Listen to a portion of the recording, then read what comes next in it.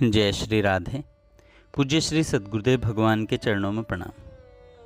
पूज्य श्री भाई जी के जीवन की कुछ अंतरंग बातें। आइए पूज्य भाई जी के एक परिकर श्री गंगा प्रसाद जी अग्रवाल जी के विषय में सुनते हैं। ये मिर्ज़ापुर के रहने वाले थे। पहले टाटा नगर के कारखाने में काम करते थे। सन 1926 के लगभग श्री सेठ जी का सत्संग सुनकर गीता प्रेस में काम करने आ गए। बड़े अच्छे साधक थे।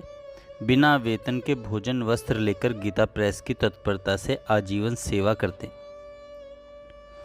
गंगा बाबूजी ने एकांत में पूज्य भाई जी से पूछा, मेरे लिए कोई साधन बताइए भाई जी। भाई जी ने कहा, आपको प्रेस का थोड़ी देर काम संभलाकर शेष समय में एकांत में बैठकर भक्त गाथा की पुस्तकों में से भक्तों की जीवनी पढ़ना और भजन ध्यान के साथ साथ आर्त भाव से श्री भगवान के सामने दीनता पूर्वक अपना हृदय खोलकर प्रार्थना करनी चाहिए।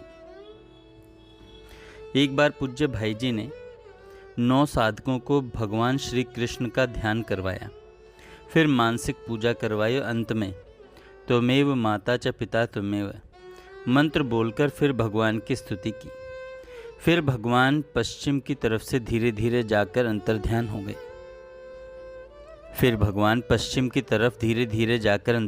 गए। फिर जिस जगह भगवान खड़े थे उस जगह अपने हाथों से पोंछकर मस्तक से लगाया एवं बोले, इस जगह श्री भगवान प्रत्यक्ष खड़े थे। इसके बाद श्री सुखदेव जी फिर पूर्ववत हंसने लगे और उछलने लगे। पूज्य भाई जी ने कहा, आज आपका कैसा ढंग रहा? गंगा बाबूजी ने कहा, आज हमारे बहुत अच्छा ध्यान हुआ। पहले नींद आती थी पर ध्यान की बातें आरंभ होते ही सब कहीं चली गई। पूज्य भाई जी ने कहा, हमारा काम तो हो गया, क्योंकि आज गंगा बाबू के बहुत अच्छा ध्यान हुआ।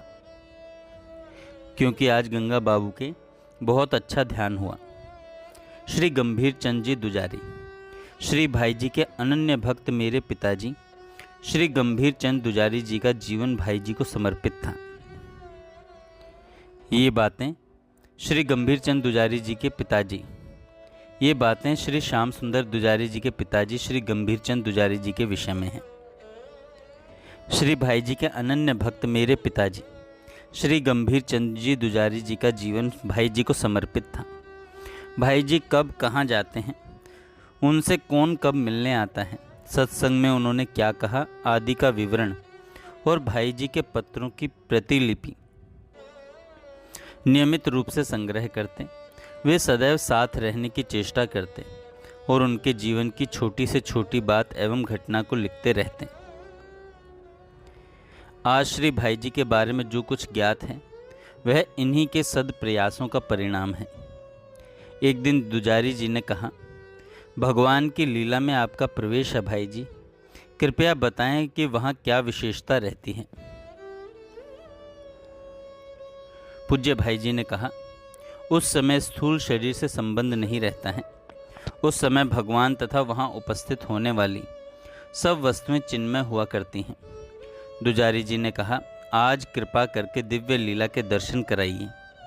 पूज्य भाई जी ने कहा, आपकी आध्यात्मिक उन्नति शीघ्र से शीघ्र हो, उसकी मेरे मन में बहुत लगी रहती है, परंतु मेरे वश की बात नहीं है। यदि मेरे वश की बात होती तो अभी तक यह कार्य हो जाता। हाँ, मुझे जो वस्तु प्राप्त है उसे मैं बिना आज्ञा के वितरण नहीं कर सकता। वे चाहे तो प्रदान कर सकते हैं, परंतु मेरी इच्छा से नहीं हो सकता। मैं दिव्य लीलाओं में किस प्रकार प्रवेश हो सका हूँ उसे मैं कह नहीं सकता। दुजारी जी ने कहा, क्या हम अपात्र हैं इसलिए आप हमारे सामने नहीं कहते? पूज्य भाई जी ने कहा, यह बात नहीं है। यदि आपकी जगह नारद जी आवें, जिनके चरण रज से ही मैं पवित्र हो सकता हूँ, उनसे बढ़कर कौन अधिकारी हो सकता है, परंतु मैं उनके सामने भी उन बातों को प्रकट नहीं कर सकता। दुजारी जी ने कहा, क्या ऐसी स्थिति प्राप्त हो सकती है? पूज्य भाई जी ने कहा, वह स्थिति सबको प्राप्त हो सकती है, ऐसा मेरा विश्वास है। हाँ, इतना ज़रूर कर सकता हूँ कि उन्हें साधन बता सकता हूँ उसके अनुसार वे करें तो अवश्य लाभ हो सकता है। दुजारी जी ने कहा, आप पूर्ण स्थिति किसको कहते हैं? पूज्य भाई जी ने कहा, जिसके काम क्रोध आदि विकार किंचित मात्र भी न हो। दुजारी जी ने कहा, आप जो भगवान का वर्णन करते हैं वह कैसा है? पूज्य भाई जी ने कहा, वैसे तो मेरे मन के संकल्प के अनुसार जो जो मैं वर्णन करता हूँ उसी उसी दृश्य को मैं देखता जाता हूँ। बाकी 2 दिन से मैं वृंदावन में जाकर प्रत्यक्ष लीला का दर्शन कर रहा हूँ। जब तक मैं बोलता हूँ या बाह्य ज्ञान जब तक मेरा रहता है तब तक तो प्राय ध्यान की अवस्था समझनी चाहिए, और जब बोलना बंद हो जाए तथा बाह्य ज्ञान न रहे तब प्रत्यक्ष हुए समझना चाहिए। दुजारी जी ने कहा, जो साधन मुझसे हो सके और जिससे शीघ्र से शीघ्र भगवान के दर्शन हो सकें, ऐसा साधन बतलाने की कृपा करिए। पूज्य भाई जी ने कहा, सबसे शीघ्र फल देने वाला साधन तो यह है कि सब कुछ भगवान के ऊपर छोड़ दें। किसी बात की इच्छा न करो, जो कुछ भी वे करें उसी में आनंद मानो। इस साधन से बहुत शीघ्र दर्शन हो सकते हैं।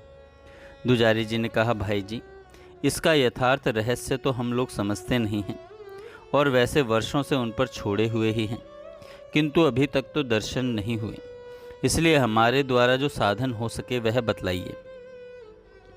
पूज्य भाई जी ने कहा, दूसरे नंबर का साधन यह है कि भगवान के दर्शन के लिए जैसे बने उसी उपाय से उत्कंठा बढ़ाइए। तीव्र उत्कंठा होने से वे दर्शन दे सकते हैं। दुजारी जी ने कहा, यह भी हमारे वश की बात नहीं दिखती। आप ही चेष्टा करके हमारे में उत्कंठा उत्पन्न करा दीजिए। भाई जी ने कहा, तब प्रसन्न रहिए, उकताने की कोई ज़रूरत नहीं है। मेरे द्वारा जैसी बन सकती है वैसी चेष्टा कर रहा हूँ। दुजारी जी ने कहा, श्री भगवान के चरणों के नीचे कमल है, उसका रंग कैसा है? भाई जी ने कहा, रंग का संक्षेप में वर्णन करके जसीडी में दर्शन के समय भगवान के मुखारविंद और चरणों के सिवाय किसी अन्य वस्तु की तरफ लक्ष्य भी नहीं जाता था।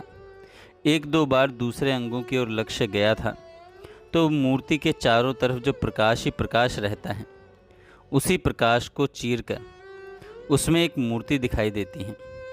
दुजारी जी ने कहा, मूर्ति की जगह प्रकाश कुछ अधिक प्रतीत होता है या सामान्य है? भाई जी ने कहा, उस जगह प्रकाश के भीतर ही एक मूर्ति प्रकाश पुंज अलग प्रतीत होती है। दुजारी जी ने कहा, उस मूर्ति में से प्रकाश निकलकर सर्वत्र फैल रहा है या कैसे? भाई जी ने कहा, प्रकाश तो सामान्य रूप से सर्वत्र ही व्यापक है। एक दिन पूज्य भाई जी ने सेठ जी से कहा, सेठ श्री जयदयाल गोयनका जी से, आज तो दुजारी जी का चेहरा उदास है। सेठ जी ने कहा, आज आप उदास क्यों हैं? दुजारी जी से। दुजारी जी ने कहा, महापुरुषों की इतनी अधिक दया है कि जिसकी तुलना भी नहीं हो सकती, फिर भी इतनी दया होते हुए मेरा न तो साधन ही बढ़ता है और न ही उनमें प्रेम होता है, न ही भगवान में प्रेम होता है। सेठ जी ने कहा, इसके लिए उदास नहीं होना चाहिए, क्योंकि कोई व्यक्ति समुद्र में डूब रहा हो और उसको कोई नाविक पकड़कर जहाज में बिठा ले तो फिर उसे चिंता करने की क्या आवश्यकता है। कोई व्यक्ति गंगा जी के दर्शन करने के लिए खूब तेज़ी से दौड़ रहा है, गंगा जी वहाँ से 10-20 कोस ही दूर रह गई हैं, तब वह बीच में लोगों से पूछे कि गंगा जी अब कितनी दूर हैं, तो उसे बात करने में जो समय लगा उतना तो पहुँचने में विलंब ही हुआ।